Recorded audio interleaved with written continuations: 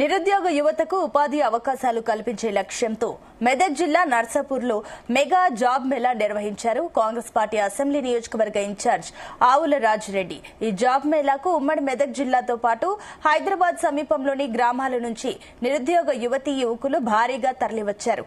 60కి పైగా కంపెనీల్లో 1000కి పైగా ఉద్యోగాలు కల్పించాలనే లక్ష్యంతో జాబ్ మేళా నిర్వహిస్తున్నట్టు రాజిరెడ్డి తెలిపారు. గ్రామీణ ప్రాంత యువకులకు ఉపాధి కల్పించాలన్నదే తన సంకల్పం అంటున్న రాజిరెడ్డితో మా ప్రతినిధి నాగేష్ ఫేస్ టు ఫేస్. నిరుద్యోగ యువతీ యువకులకు ఉపాధి అవకాశాలు కల్పించేందుకు నర్సాపూర్ కాంగ్రెస్ పార్టీ నియోజకవర్గ ఇన్ఛార్జ్ మనతో ఉన్నారు. ఆయనతో మాట్లాడిద్దాం. అయితే ఈ ఆలోచన ఎలా వచ్చింది తెలుసుకుందాం. రాజిరెడ్డి గారు నమస్తే. అసలు ఈ ఆలోచన ఎలా వచ్చింది? ఉద్యోగ ఉపాధి అవకాశాలు ఇక్కడ ఎలా ఉంటాయి? గత కొన్ని సంవత్సరాలుగా నేను ప్రజల్లో తిరగడం, కొన్ని కుటుంబాలను కలవడం, తద్వారా ఆ కుటుంబాల్లో చదువుకున్న పిల్లలు కనబడడం, తర్వాత ఎప్పుడైంది మీ చదువు, ఏం చేస్తుర్రు, అవన్నీ ఆరా తీయడం జరిగింది. అక్కడ వాళ్ళ పరిస్థితులను మనము ఆరా తీయడం వల్ల మనకు చాలా నిరుద్యోగత ఉన్నది. రెండవది, మరి ఎందుకు మనకు సిటీకి ఇంత దగ్గర ఉన్నారు, చదువుకున్నారు, మరి ఎందుకు ఉద్యోగాలు రావట్లేదు అనే ఆలోచన చాలా రోజుల నుంచి నాలో ఉంది. దాన్ని చాలామంది స్నేహితులతో, నాకు తెలిసిన హైదరాబాద్లో వివిధ కంపెనీలో పనిచేస్తున్నటువంటి వివిధ హోదాల్లో పనిచేస్తున్న వాళ్ళతో షేర్ చేసుకోవడం జరిగింది. చేస్తే దాని నుంచి కొంతమంది స్నేహితుల సహకారంతో మరి మనం ఇలా జాబ్ మేళా పెడితే ఎలా ఉంటుంది అంటే, గతంలో అయితే పెట్టిన దాఖలాలు లేవు, మరి పెడితే ఎలా ఉంటుంది వాటి గురించి కూడా నాకు పూర్తి అవగాహన లేదు. కాబట్టి మరి ఒక అటెంప్ట్ చేస్తే మరి ఎలా ఉంటుంది, స్పందన ఎలా ఉంటుంది అనే దాని మీద మా ఫ్రెండ్స్ సహకారంతో ఇక్కడ పెట్టడం జరిగింది. ఇక చూస్తున్నారు మీరు స్పందన ఎలా ఉందో. అయితే ఇప్పుడు ఎన్ని కంపెనీలతో మీరు ఈ బ్యాక్గ్రౌండ్ వర్క్ చేశారు? అంటే ఇక్కడ ఉపాధి కల్పించే అవకాశాలతో, అంటే చాలామంది కంపెనీల వాళ్ళతో మాట్లాడాల్సి ఉంటుంది. వాళ్ళు కొంతమంది సుముఖంగా ఉంటారు, వెంటనే స్పందించని వారు ఉంటారు. ఎన్ని కంపెనీలు మీకు, అంటే మీరు చెప్పిన ప్రపోజల్కు అగ్రీ చేసి ఇక్కడికి వచ్చాయి?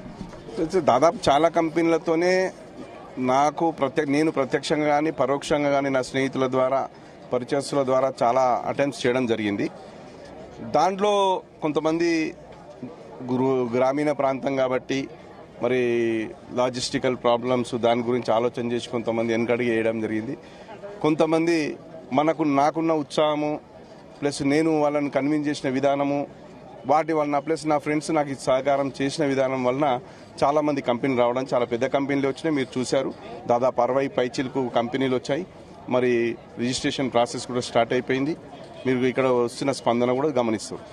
కాబట్టి బయటకు కూడా ఈ ప్రచారం జరిగింది, బయట వాళ్ళు కూడా రావడం జరిగింది. కాంపిటేటివ్ ఎగ్జామ్స్ ప్రిపేర్ అవుతూ ఉంటారు చాలామంది, అంటే ఫెయిల్ అవుతూ ఉంటారు, గవర్నమెంట్ ఎగ్జామ్స్ రాక అటెంప్ట్స్. అట్లాంటి వాళ్ళకు ఇది కొంత తోడ్పాటును అందించడం, కొంత వాళ్ళకు ఉపశమనం కలిగించే అంశం అని చెప్పుకోవచ్చు. అట్లాంటి ఆస్పిరెంట్స్కు మీరేం చెప్తారు? ఇది పూర్తిగా ప్రైవేట్ రంగంలో జాబ్స్. ఇవి కాంపిటేటివ్ ఎగ్జామ్స్ అనేది అదొక కోణం. మళ్ళీ అదేంటంటే వాళ్ళు గవర్నమెంట్ జాబ్స్ను, పబ్లిక్ సెక్టార్ అండర్టేకింగ్లో జాబ్స్ కొరకు ప్రయత్నం చేసేవాళ్ళు. వాళ్ళ ఆలోచనలు వేరే ఉంటాయి. ప్రైవేట్ రంగం వైపు అటు మలగాలనే ఆలోచన చాలా తక్కువ ఉంటుంది నేను గమనించిన కాడ. ఎందుకంటే మేము చదువుకున్న కాలం నుంచి కూడా చూస్తున్నాం, కాంపిటేటివ్స్ ప్రిపేర్ అయ్యేటోళ్ళు కాంపిటేటివ్ ఎగ్జామ్స్ గ్రూప్ 1, గ్రూప్ 2, తర్వాత constable exams, SI exams, teacher exams, వీటిపైపు ఆలోచనలు జాబ్స్ అవుతాయి. వాళ్ళు కూడా కొంత అటెంప్ట్స్ చేసి ఫెయిల్ అయిపోయి మళ్ళీ వాళ్ళకి ఏదైనా టెక్నికల్ స్కిల్స్ వాళ్ళ డిగ్రీతో పాటు ఉండి మళ్ళీ అటెంప్ట్ చేసిన వాళ్ళు ఎవరైతే ఉన్నారేమో తెలియదు, కానీ నేనైతే గమనించలేదు. ఇక్కడ ఎలాంటి ఉద్యోగాలు ఎక్కువ వస్తాయి? అంటే ఎక్కువ మార్కెటింగా, లేదంటే టెక్నికల్ ఆస్పెక్ట్సా, లేదంటే ఇంకా ఏ రంగాల కంపెనీలతో మీరు మాట్లాడారు? చాలా వచ్చినాయి. ఇప్పుడు మీరు చూసే సాఫ్ట్వేర్ ఉన్నది, తర్వాత ఈ కామర్స్ ఉన్నది, బ్యాంకింగ్ ఉంది, ఫార్మా ఉన్నది, మీకు ఇప్పుడు ఇంకా వేరే డీమార్టు, ప్లస్ డాక్టర్ రెడ్డి వాళ్ళకి సంబంధించినది, హెల్త్కి సంబంధించిన వాటి కూడా, నర్సింగ్, చాలా ఉన్నాయి. ఆల్మోస్ట్ 10వ తరగతి అర్హత నుంచి డిగ్రీ, మళ్ళీ బీటెక్, ఈ డిగ్రీ ఉన్న వాళ్ళందరికీ కూడా వివిధ రకాలుగా జాబ్స్ ఉన్నాయి. కాబట్టి అన్ని సెక్షన్స్ను కవర్ చేసే జాబ్ మేళా ఇది. ఓకే, ఇది రాజిరెడ్డి గారు చెప్తుంది. నిరుద్యోగ యువతీ యువకులకు ఉపాధి కల్పించాలనే ఉద్దేశంతో, ముఖ్యంగా గ్రామీణ ప్రాంతాల వారికి ఉపాధి లభించాలనే నా లక్ష్యము, అదే ఉద్దేశంతో జాబ్ మేళా నిర్వహిస్తున్నారని ఆయన చెప్తున్నారు. కెమెరామెన్ శ్రీకాంత్, నాగేష్, జీ న్యూస్, నర్సాపూర్ నుంచి.